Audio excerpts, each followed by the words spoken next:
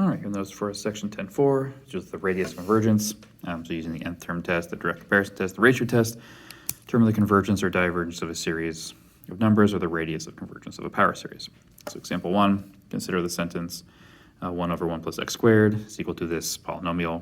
What values of x is this identity? So this has domain of all real numbers. I can plug any number in I want here. Now, this is a sequence,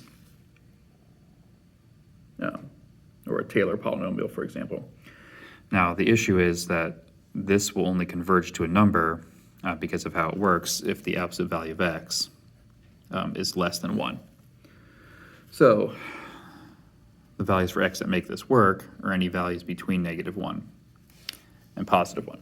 And if you graph them, you'll see that this right-hand side only matches this function. Here, menu, graph. So 1 over 1 plus x squared, and then we'll do 1 minus x squared plus x to the 4th minus x to the 6th plus x to the 8th, because it alternates in sign. Okay, whoops. So there's our two functions, we graph them. You'll notice that once you get outside +1 and -1, the red curve gets real bad about matching. And then actually will continue to true no matter how many terms. So if I put another term on here, minus x to the 10th, the same thing will still happen. It does not match very well outside of -1 and +1 because the values diverge if you go farther than that. Okay, convergence theorem for power series.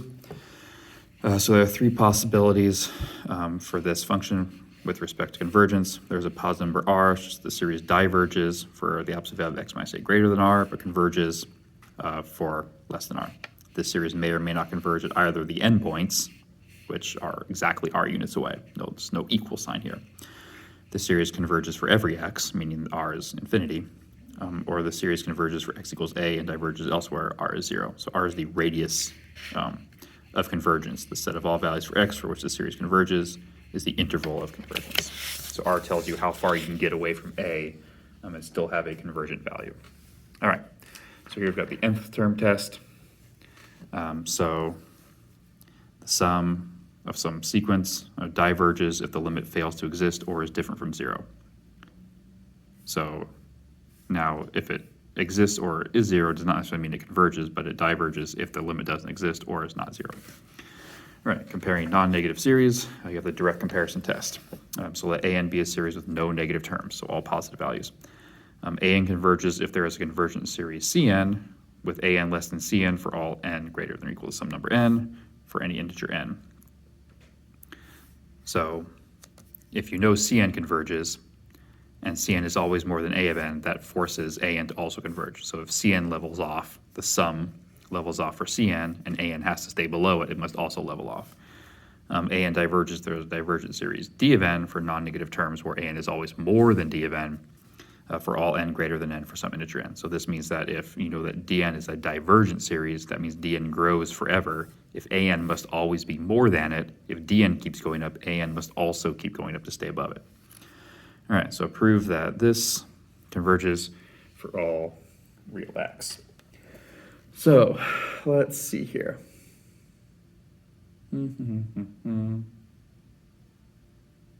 So we're going to compare it to something that we can work with. So for any n, we know that this is true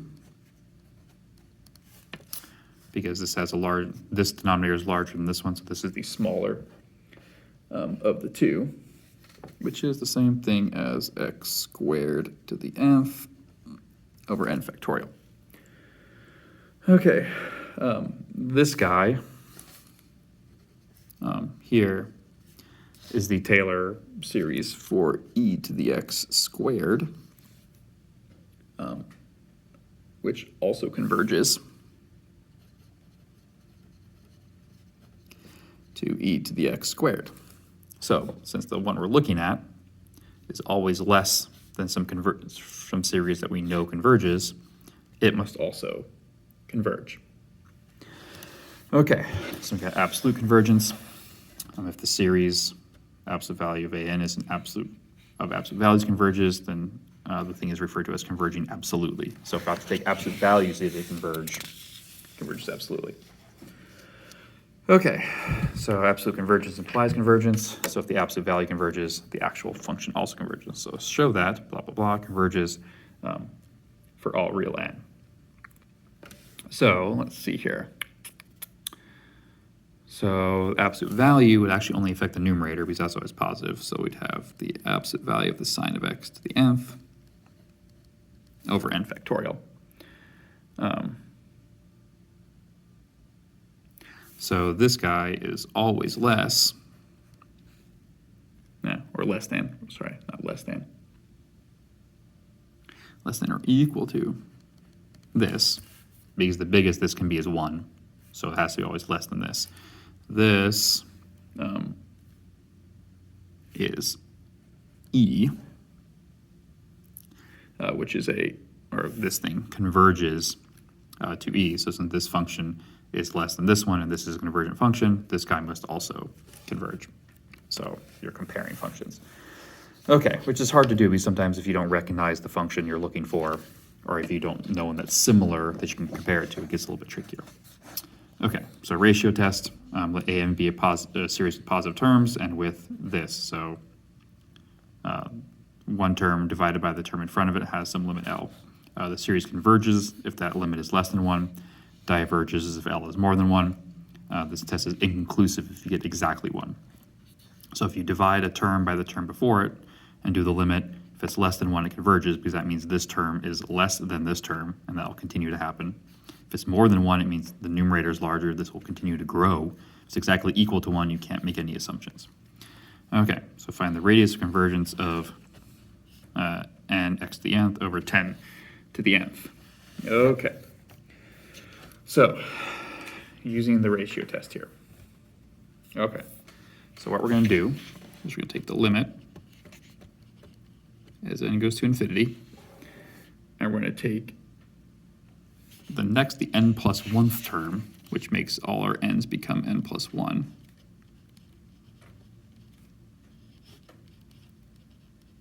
So we have that. That's the an plus 1. Now we have to divide by an, but instead of dividing, I'm just going to write it as multiplying. So you multiply by the reciprocal, 10 to the nth, over nx to the nth. So n plus 1, multiply and flip the original over. So let's see here. What do we get? So let's kind of match the corresponding terms up. We can see if we can cancel anything out. So we got some n's, so n plus 1 over n, that's that and that. We got some 10's, 10 to the nth, 10 to the n plus 1. And then we have our x's, x to the n plus 1 over x to the nth. Okay, so let's see here.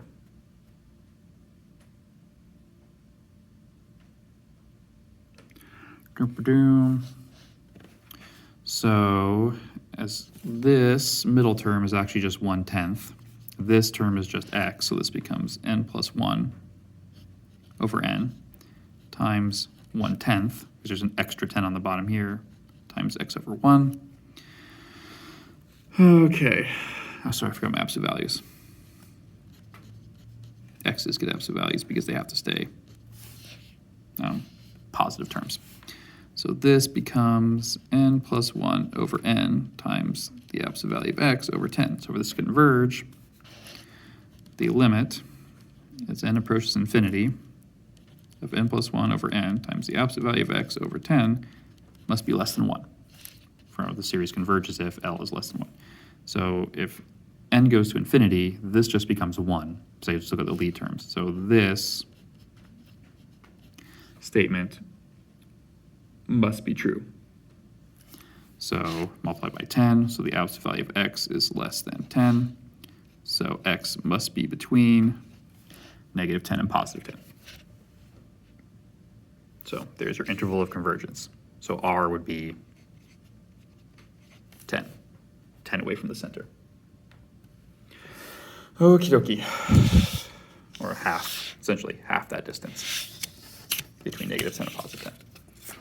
Okay, example 5. Find the radius of convergence for n factorial over x to the nth. So let's see here.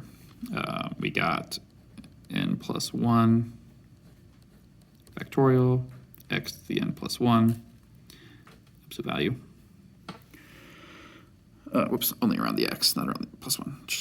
Okay, and then we're going to multiply by the reciprocal of the original, n factorial, x to the nth. So this would become, so the limit as n approaches infinity of n plus 1 factorial over n factorial times x to the n plus 1 over x to the nth. So we can reduce. Now, the trick for reducing factorials, n plus 1 factorial is n plus 1 times n minus 1, which is what this is. So when you reduce factorials, only the larger one, or anything, that's how to phrase this. When you reduce factorials, any terms in the larger one that are more than the bottom one, so n plus 1, this will reduce just n plus 1. Because everything else after that would cancel out. Yeah, we're over here. N plus 1 factorial is equal to n plus 1 times n, because then you just keep counting down the terms. N factorial is equal to n times n minus 1 times n minus 2 forever. And if you look, everything cancels out except for that term. So that's why that's just n plus 1. This is just going to be x to the just absolute value x, because you have an extra x in the numerator. The n here cancels the n out, leaving you the 1. Now, okay. What happens here is if I need this to be less than 1, the only way that works is if x is exactly 0. Because if n goes to infinity, this becomes infinity times the absolute value of x less than 1. And the only way to make that true is to make x exactly 0. Because if x is any other number, this left-hand side becomes infinity. So this converges for only x equals 0, which means the radius of convergence, since there's only one value that works, is 0. Okay, so we got endpoint convergence. Determine the convergence or divergence of this guy.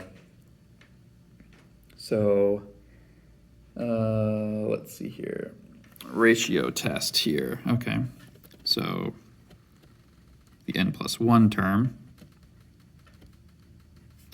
and then the reciprocal of the original gives us this. So let's see here. What can we do? So, oops, sorry, I forgot my limit and approaches infinity. This would become limit and approaches infinity.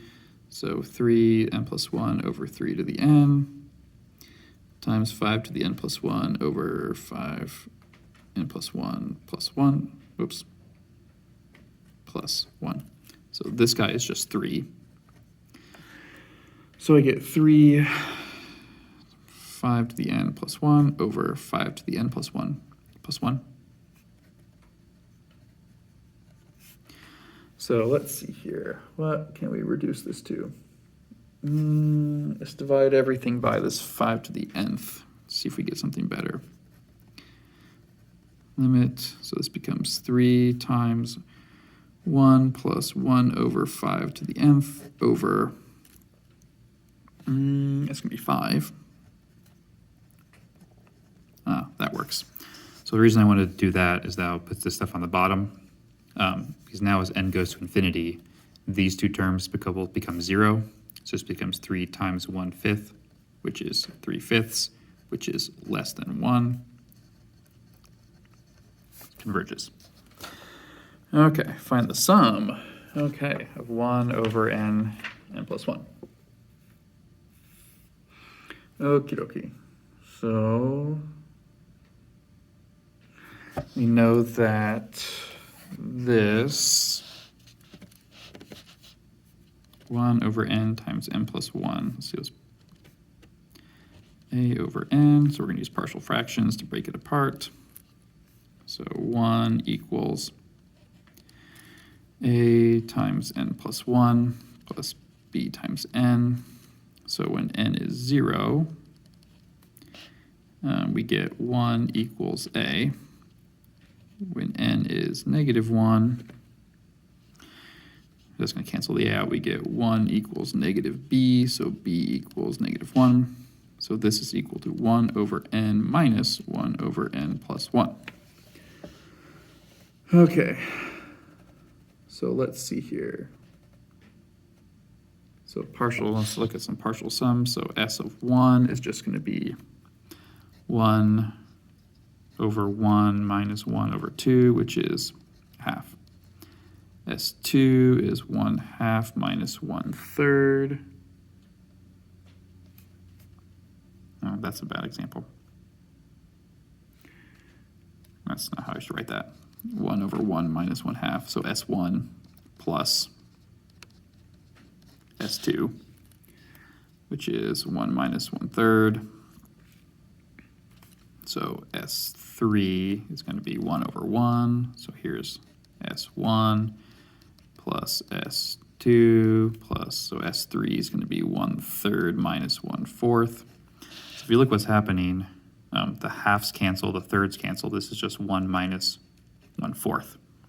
So in each case, the sum is equal to 1 minus 1 over n plus 1.